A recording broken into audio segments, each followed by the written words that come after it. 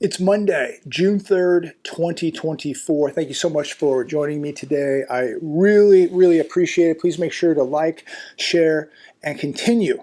Let me emphasize, continue sharing these videos with all your friends, family, social media. Blast these videos everywhere. We must continue waking up people. I want to just get right into it today. Watching the markets today, Dow Jones was down over 400 points earlier today, closed up only down around 115 points. Gold over $20 today. Silver had a nice day. Gold trying to get back to $2,400. Again, it is alerting us that something is very wrong. At some point, the bad news is not going to be good news for these markets. Things are right around the corner, and I cannot stress enough that we are continuing to prepare. I was talking with a friend of mine last night, very good friend of mine, love him to death. I need to call him this coming weekend, and talk to him, but he was texting me last night. We were going back and forth. And I don't want to give up too much information, but he said that it was okay to share this material. But my buddy has a friend who is presently a real estate agent, and I just jotted down some of these notes from the text last night. And he said with the new commission rules and obviously real estate slowing way down, and I'm not going to say exactly where he's at, but he's more in the Midwest part of the country. But his buddy is not making the money that he once did with the new real estate rules, with the market slowing way down. He says here that his friend's broke, and that his friend is losing his apartment that he is paying $2,000 a month in the Midwest. $2,000 a month. He's been working 90 hours a week between real estate and his Uber job, and he can't afford his bills. Child support, after he pays, to eat, pays child support, he's falling behind on bills. And so he asked my buddy for help, and if he could move in. My buddy obliged, said, yeah, you can move in, you can have the couch. Unfortunately, the gentleman who wants to move in with my buddy has a very large dog who is absolutely out of control. So he says, hey, you can't take the dog, but you can have the couch. So this guy says, well, hey, how about if I just put up a tent in the backyard? And he says, no problem. But how long does this last? Because it starts cooling down in October. So if his life doesn't turn around this summer, he's not going to survive in the Midwest in a tent. My buddy says that right now he knows a lot of people who need help, and he would have a house full of roommates right now if he took in everybody asking him for help. Between friends and relatives, people need financial help, they need a place to sleep. He said he would literally have a house full of roommates if he obliged everybody at this point. The question that my friend asks, and I'm asking all of you, is where do you draw the line? And what do we mean by that? Where do you draw the line? Well, are you going to take in somebody that has a 100-pound plus dog, somebody that has 3 cats, somebody that has 3 kids, maybe somebody who drinks a lot, maybe somebody who has a dependency? You're going to take somebody in like this? Are you going to take somebody in who has absolutely no money? How are they going to eat? Are you going to be feeding these people? Are they going to be eating your protein, drinking your water, using your utilities?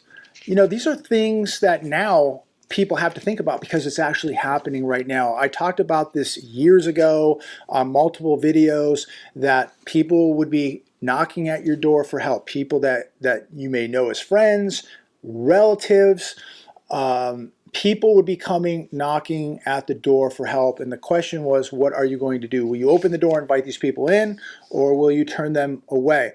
My buddy says it's easy to say, I told you to prep, tough luck. But my buddy's a really good guy, and he says when reality strikes and it's someone you love, it's a different story. And I'm sure that's very true. But we can't take everybody in, right? Who do we take in? How do we decipher,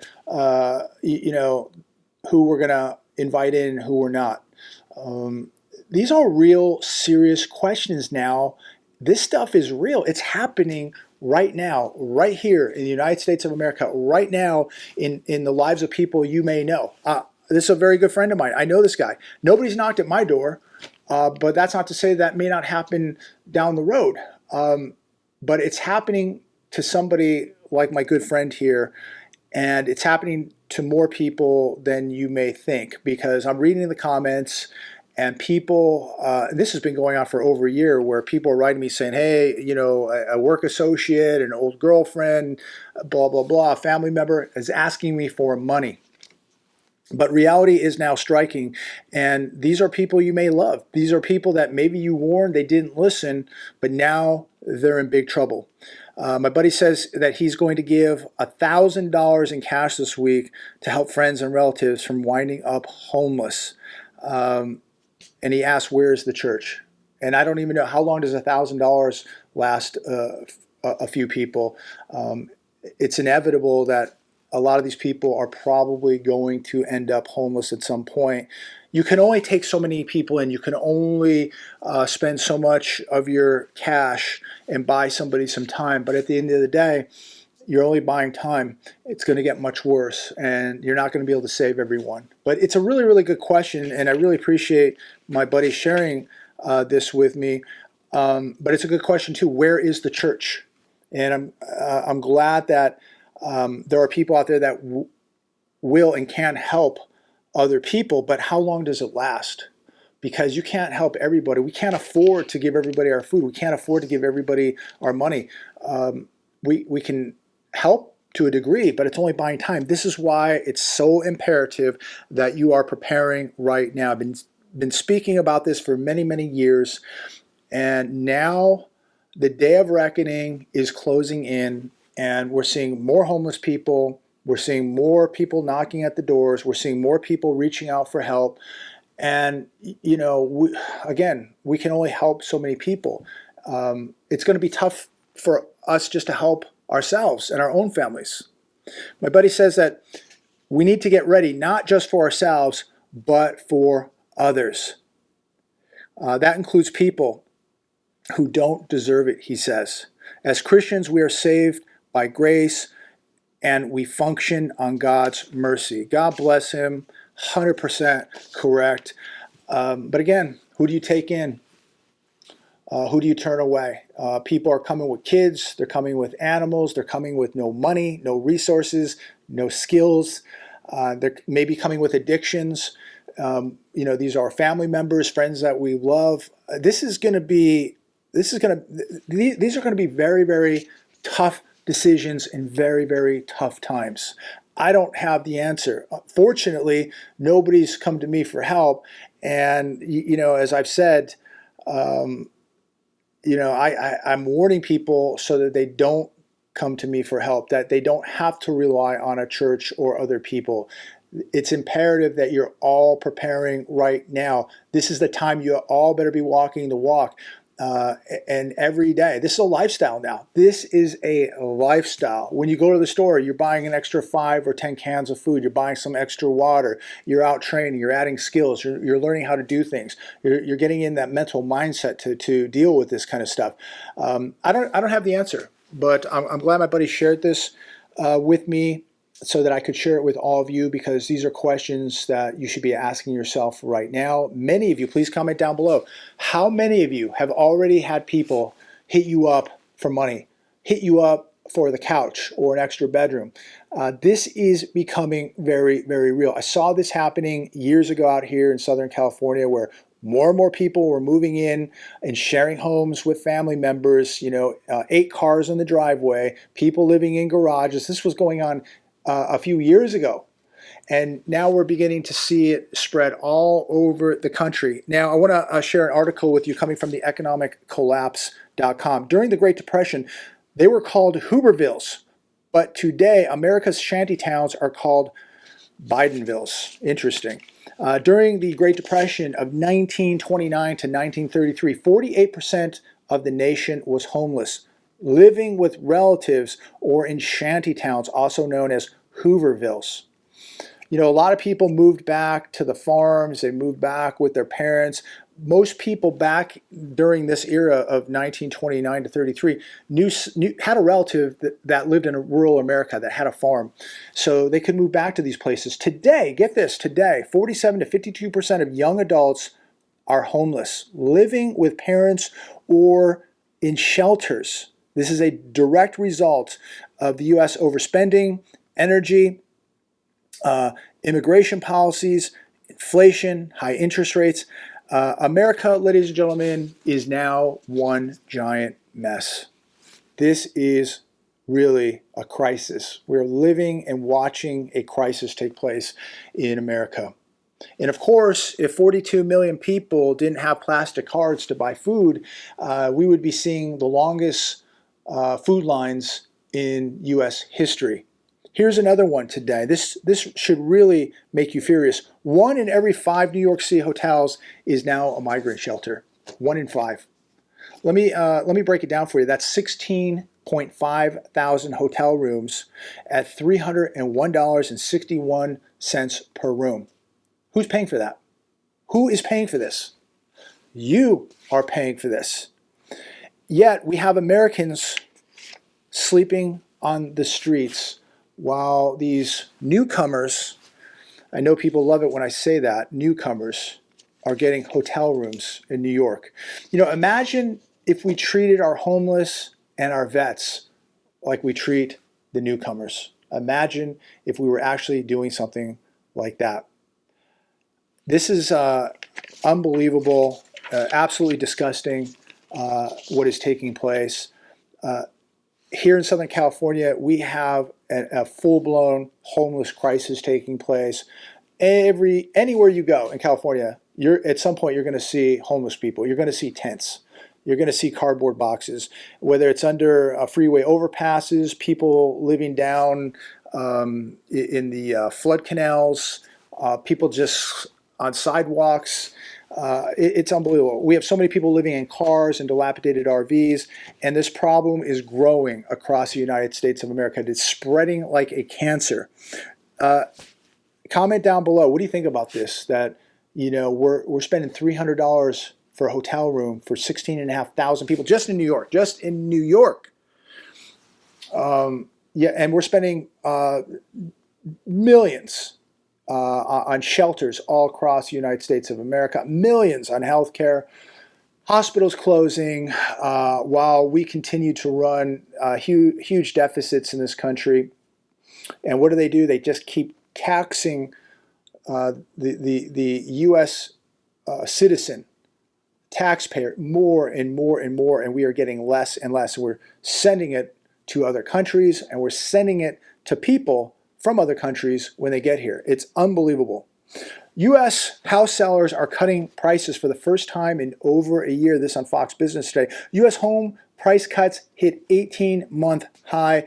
Demand is slowing, ladies and gentlemen, and it's going to get a lot slower. I was looking at some homes today in the southern part of the United States of America, and there are a lot of absolutely delirious people out there asking ridiculous prices that they're never going to get. Let me remind all the sellers out there, this is not 2022. This is not May, June, or July of 2022 where we saw the FOMO and the height of the market. It is over. And you're going to sit longer and longer, and at the end of the day, you're going to lose yourself a lot of money because you're not pricing your homes correctly. You're going to continue to chase this market, and by the time you wake up and realize what's going on, you will have lost a lot of money. King World News, stunning chart of housing bubble. This was very interesting. Median home price of existing home sales is 63% above the trend line of 33% in 2007. What could possibly go wrong? This bubble dwarfs the 2005, 6, and 7 bubble. This absolutely dwarfs it.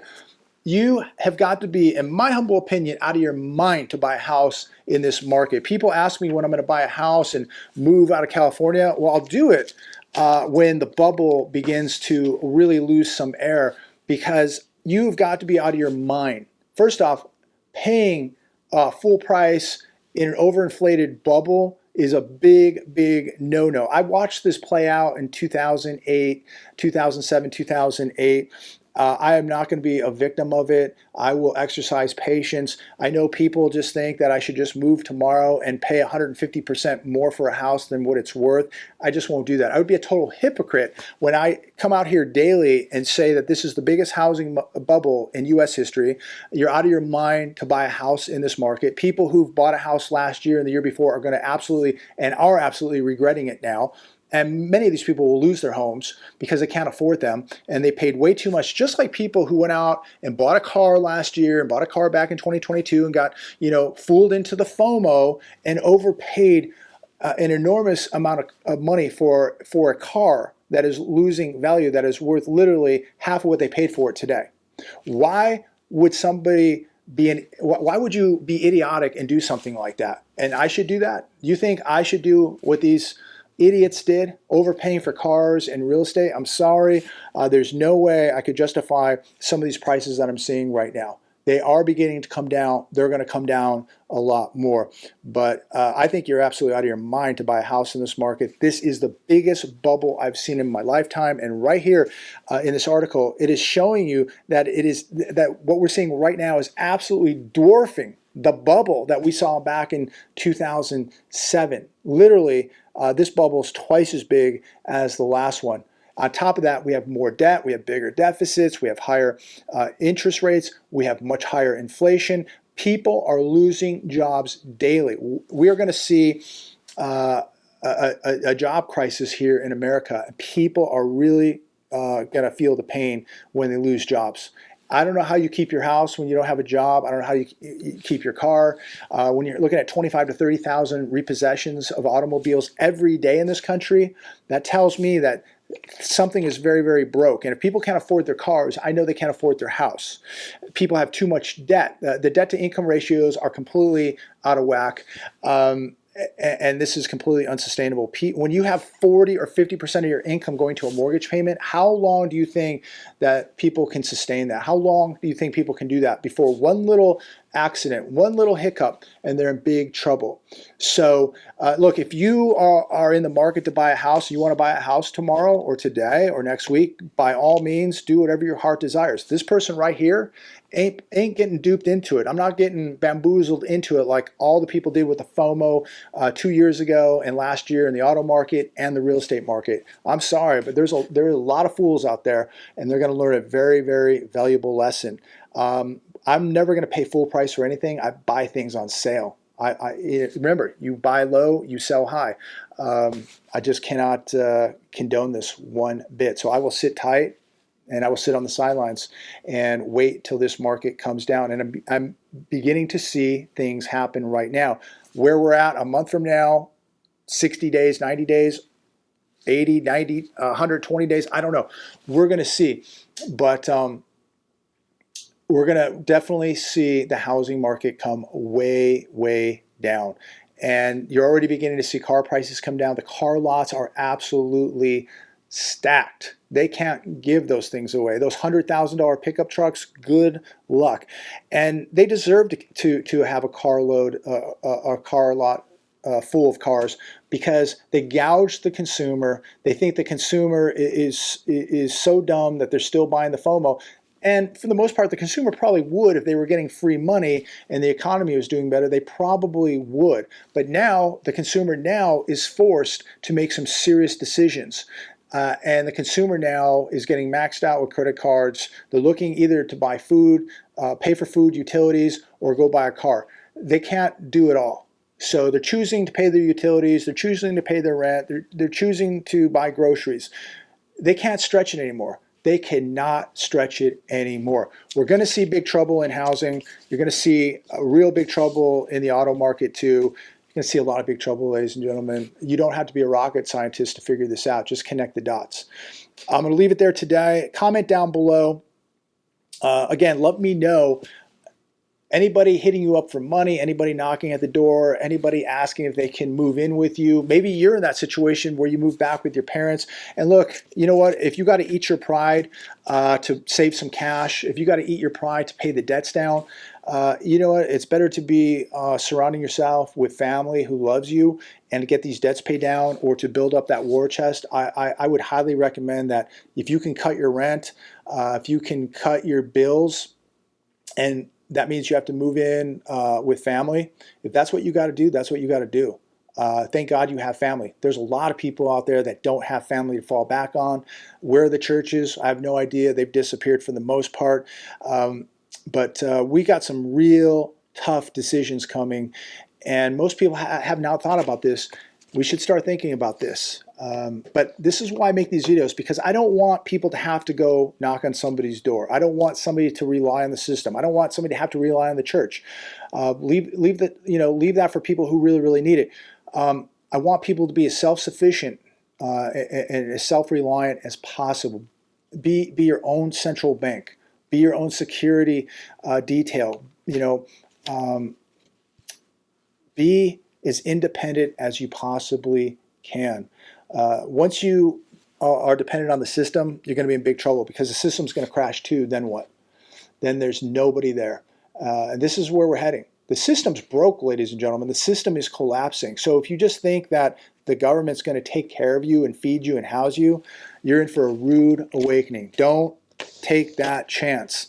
This is the time to get as self-sufficient as you possibly can, even if that means moving in with the family or bringing in some roommates, whatever. There's nothing wrong with that. If somebody can contribute, there's strength in numbers. Anyways, I'm not going to rant. Comment down below. Have a blessed day. God bless all of you. And as always, I look forward to speaking with each and every one of you. We'll see what happens tomorrow. Comment down below. Like, share, and subscribe.